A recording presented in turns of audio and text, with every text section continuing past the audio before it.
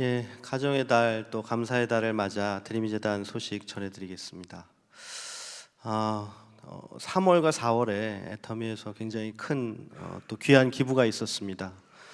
이동진료 버스 21억, 또 병원이 지어진 데 33억을 기부를 했는데요.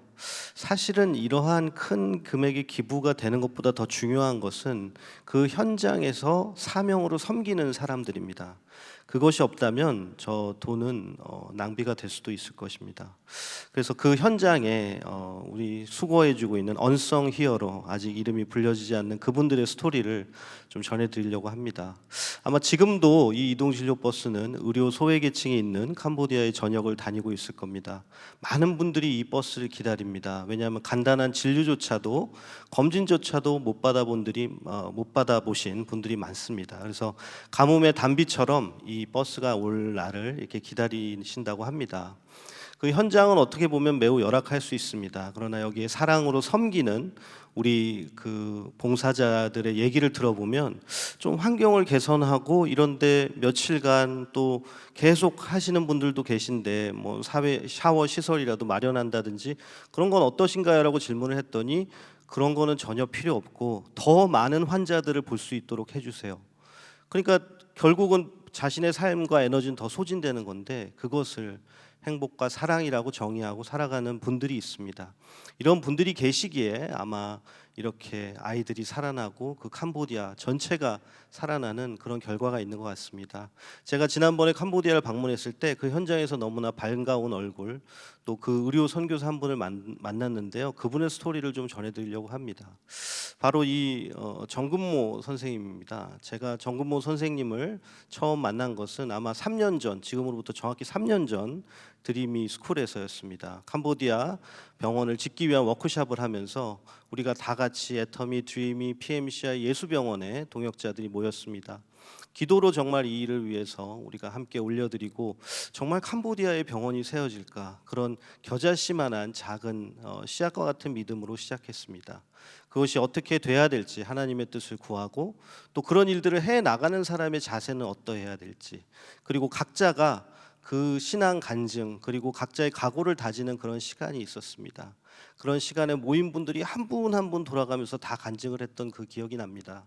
정말 저 많은 분들의 간증을 들으면서 그들의 삶의 스토리와 또 각 처에서 의료 선교를 이미 해오면서 살아오셨던 분들의 스토리, 그분 중에 한 분이 바로 정근모 선생님이었습니다.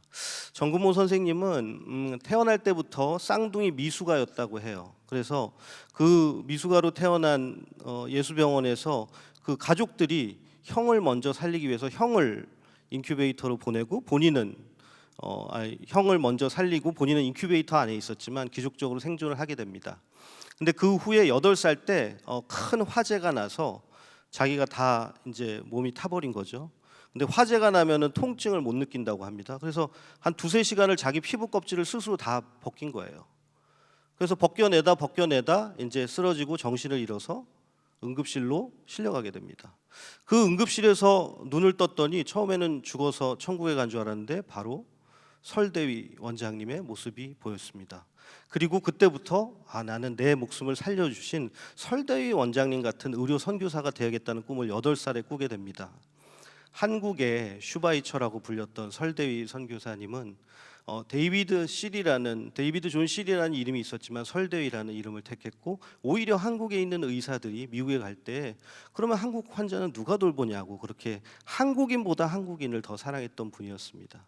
그리고 정말 전후에 컴패션이 와서 우리를 섬긴 것처럼 더 열악한 곳을 찾아왔는데요. 너무나 놀라웠던 거는 가정의 달이잖아요. 모두 사랑하는 아내와 자녀가 좋은 환경에서 자라기를 바라겠죠. 근데 이분은 그 희생과 헌신을 감수하고 이곳에 와서 정말 의료 발전의 기틀을 닦았습니다. 그분이 이렇게 할 수 있었던 것은 항상 본인에게 모든 환자를 예수님처럼 대하라는 그 정신으로 했다고 합니다. 그래서 국내 최초로 암 환자 등록 작업을 시작하고 체계화하는 그 작업까지 다 하셨지만, 본인은 정말 끼니를 때우기도 힘들고, 그리고 급기야는 본인이 병에 걸려서 정말 세상이 떠날 날을 그렇게 그리게 되게 됩니다.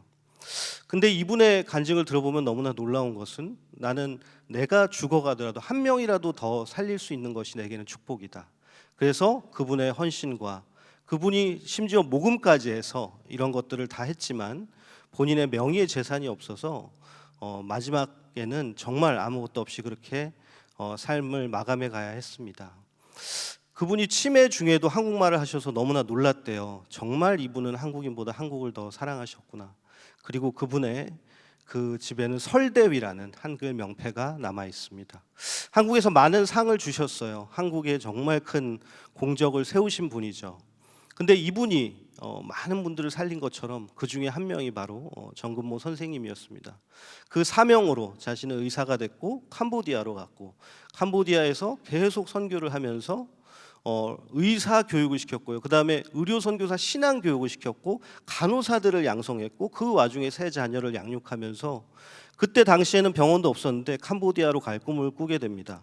그래서 너무 행복해 하시는 거예요. 뭐가 그렇게 행복하냐고 했더니 자기가 캄보디아 갔을 때 가장 힘들었던 게 댕기열이나 이런 거였는데 다시 캄보디아에 가서 댕기열 걸릴 생각하니까 너무 흥분되고 행복하다는 그런 메시지를 하셨고, 자기가 의사로서 가지만 진정한 치유는 하나님을 만나게 해드리는 것이라는 그런 얘기를 전해주셨습니다. 우리가 그때는 믿음은 있었지만 실체는 보지 못했죠. 비전을 가지고 한 사람의 비전이 정말 의료 선교사들도 꿈꾸지도 못했던 그런 일들을 우리가 소망하면서 그 일이 실현된 현장을 지금 살아가고 있습니다. 그리고 그 일을 넘어서 캄보디아에 많은 이제 동역자들이 일어날 텐데요. 이런 감격적인 순간을 보면서 그 캄보디아의 의료 선교사들도 이제 한국으로 와서 다음 주죠. 다음 주에 이제 PMCI 이동 진료팀이 한국에서 직능 영수와 비전 트립을 하게 됩니다. 그리고 5월 17일에는 전주 예수병원에서 이제 그런 의료 선교의 역사를 배우는 시간이 있는데, 혹시 이런 CSR 활동이나 드림이 재단의 이런 활동에 관심이 많으신 분들이 계시더라고요. 함께 참여하실 수 있습니다. 연락 주시고요. 또 이분들이 5월 23일 그 다음 주에는 애터미 파크를 직접 방문해서 의료 선교 사역을 가서 실제로 연주하는 그 레코드 찬양을 이렇게 올려드리게 됩니다. 그리고 그날은 특별히 PMCI의 김병선 대표님이 사내 예배 설교를 맡아주십니다. 그 설교와 그분들의 캄보디아의 간증이 아마 우리의 마음속에 깊이 새겨지리라 믿습니다.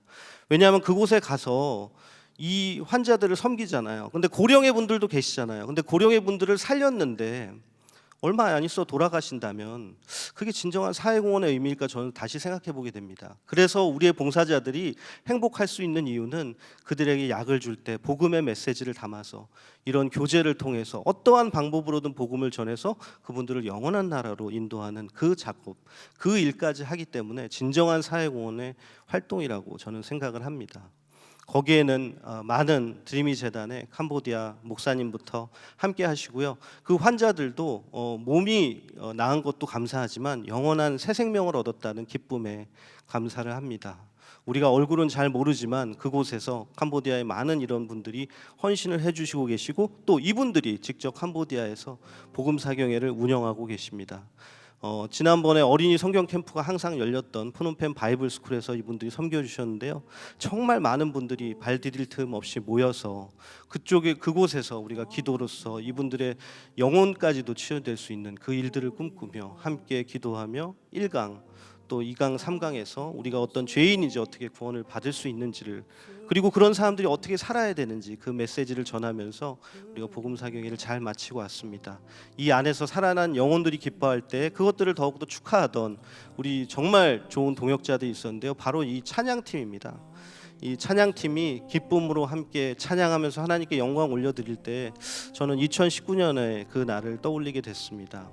이분들이 사실은 우리가 2018년에 만나서 그 어린 아이도 있고요, 또 성경 캠프에 참여를 했던 그 봉사자도 있고, 2019년에 여기 애터미 파크에서도 방문을 했었죠. 그때 우리가 송년회를 하면서 송년회에서도 찬양으로 올려드리고 또 이분들의 그런 스토리를 함께 했는데요.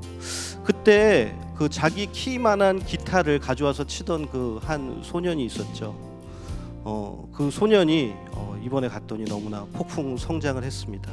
그래서 우리가 돕는 아이들은 아이들이 아니라 스승이 되고 부모가 됩니다. 그리고 이제는 우리의 동역자가 돼서 우리가 양육한 아이들과 함께 이제 사명으로 캄보디아 그 땅을 섬기는 날을 계획하고 있습니다. 캄보디아 드림이 바이블 캠프가 4월에도 진행이 됐어요. 이제는 그분들이 직접 모든 것들을 다 준비하고, 그리고 프로그램도 그분들이 직접 만들고, 그리고 더 많은 아이들을 섬기기 위해 철저한 준비를 하고, 어쩌면 우리가 처음에 꿈꿨던 그 일들보다도 더 발전적으로 해나가고 있는 것 같아요. 그래서 하반기에 이분들이 캄보디아 전역을 다니면서 이제 하게 될 겁니다. 프놈펜에 시작했던 물결이 이제는 캄봉참으로, 또 캄봉참에서 또 캄퐁 스프로, 또 그 물결이 바탐방으로, 그러다가 다시 프놈펜으로 돌아오는 올 한 해가 될 겁니다. 이 일들을 위해서 여러분들이 함께 기도해 주시고, 정말 거기에 영혼들이 육신의 치유뿐만이 아니라 하나님의 놀라운 사랑을 깨닫는 그 역사가 우리 애터미와 드림이 공동체를 통하여 이루어지기를 기도합니다. 나눔과 베품은 여유가 있으면 누구나 할 수 있습니다. 하지만 섬김과 사랑은 자기 희생과 헌신이 필요합니다. 그 큰 사랑을 깨닫는 이번 가정의 달이 되기를 기도하면서 드림이 재단의 이 나아가는 이 발걸음의 낮은 곳으로 함께해 주시면 감사하겠습니다. 감사합니다.